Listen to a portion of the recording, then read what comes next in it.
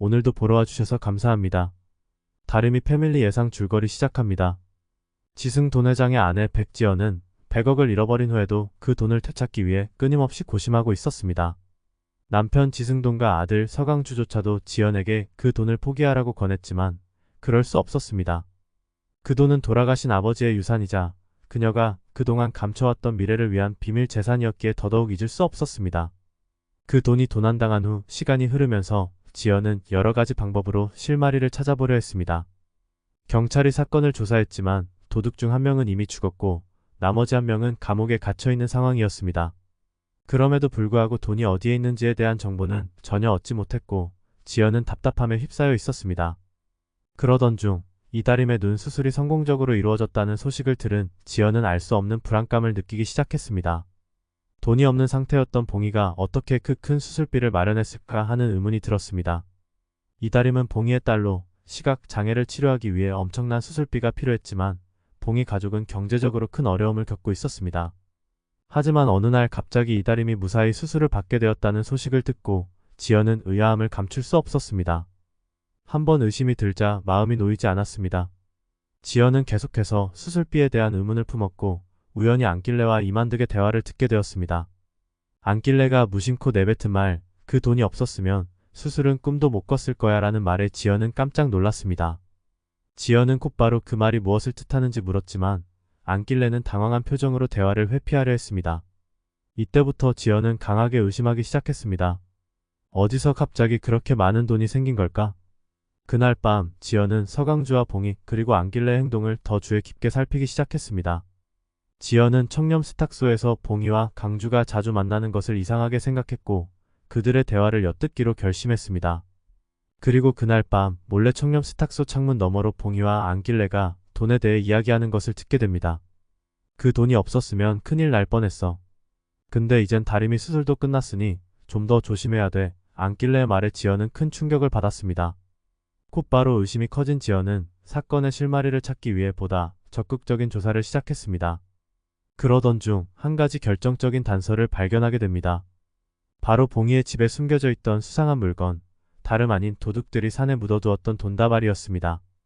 지연은 길래와 만득이 돈을 에어컨 안에 숨겨둔 것을 알고 나서 그 현장을 은밀히 조사했고 숨겨진 돈이 자신이 잃어버린 100억 중 일부라는 것을 직감하게 되었습니다. 지연은 그 돈이 자신의 돈임을 확신했지만 그들이 그 돈을 수술비로 사용했다는 사실을 완전히 밝혀내고 싶었습니다. 그렇게 며칠이 지나고 우연히 이다림의 수술 관련 문서를 보게 된 지연은 거기에서 한 가지 결정적인 증거를 발견하게 됩니다. 수술비가 현금으로 지불되었다는 기록, 그리고 그 금액이 100억 중 일부였던 것입니다. 이 사실을 확인한 지연은 분노에 휩싸였습니다. 그녀는 더 이상 참을 수 없었습니다. 지연은 봉이를 직접 찾아가 따졌습니다. 그 돈이 대체 어디서 나온 거야? 내가 수술비로 쓴 그 돈, 내 돈이었지 않니? 봉이는 처음에는 모른 척하려 했지만 지연의 강한 압박에 결국 진실을 털어놓았습니다. 봉이는 눈물을 흘리며 그 돈이 정말 당신 돈인 줄 몰랐어요. 우리는 그저 산에서 우연히 발견한 돈으로 다리미의 수술을 할 수 있었을 뿐이에요. 라고 말했습니다. 하지만 지연은 결코 봉이를 용서할 수 없었습니다. 내 돈을 그렇게 마음대로 써버리고 나에게는 한마디도 안 했다는 거지? 지연은 치를 떨며 복수를 다짐했습니다. 백지연은 봉이의 고백을 듣고 분노에 휩싸였습니다. 평생 감춰온 100억이 결국 딸 이다림의 수술비로 쓰였다는 사실에 그 배신감은 말로 다 표현할 수 없을 만큼 컸습니다.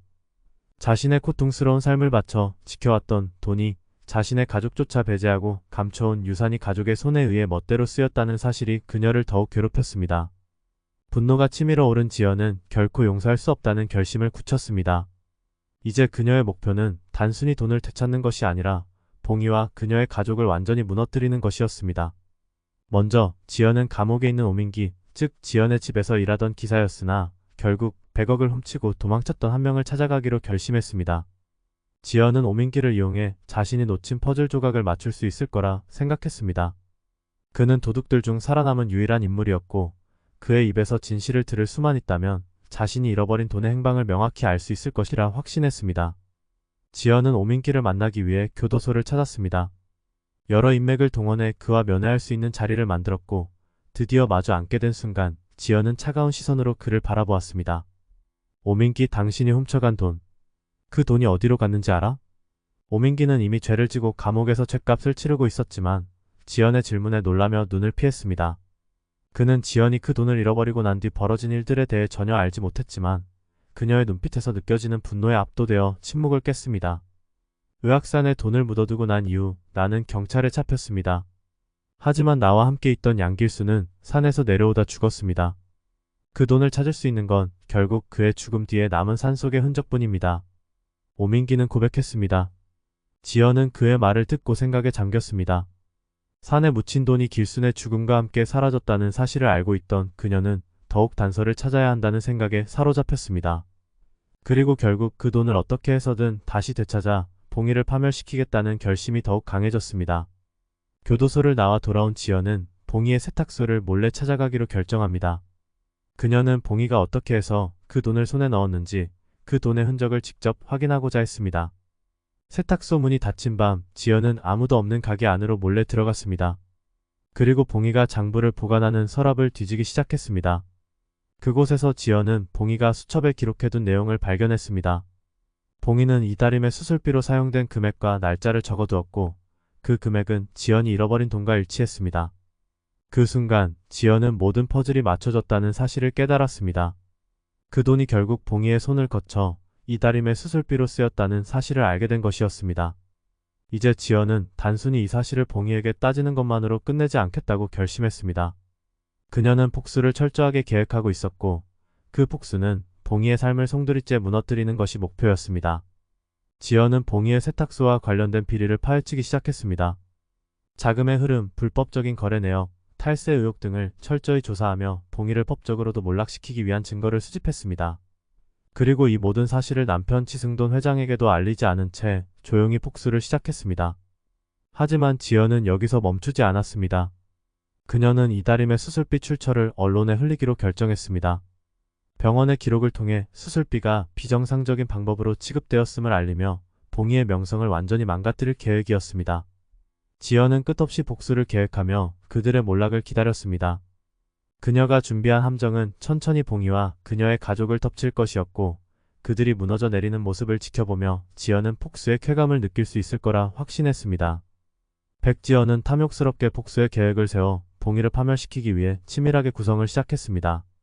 봉이와 그녀의 가족을 무너뜨리기 위해 하나하나의 자료를 수집하여 자신만의 모든 것을 정리하고 이제 그들의 활동 세울 기회를 유일하게 구별합니다. 지연은 봉이의 세탁소가 더할 수 없는 많은 것들을 맛보는 방법을 준비했습니다. 그리고 그 방법은 세탁소의 비리와 자금을 저렴하게 모으는 것이었습니다. 지연은 그녀가 정보를 이용할 수 있는 봉이가 세탁소 운영에서 실제 세금을 내고 거래하는 것에 대해 은밀하게 증거를 수 있다는 것입니다. 이 뒤에 이어질 내용은 구독과 알림 설정을 통해 확인해주세요. 좋아요는 큰 힘이 됩니다. 댓글을 통해 생각을 공유해주세요.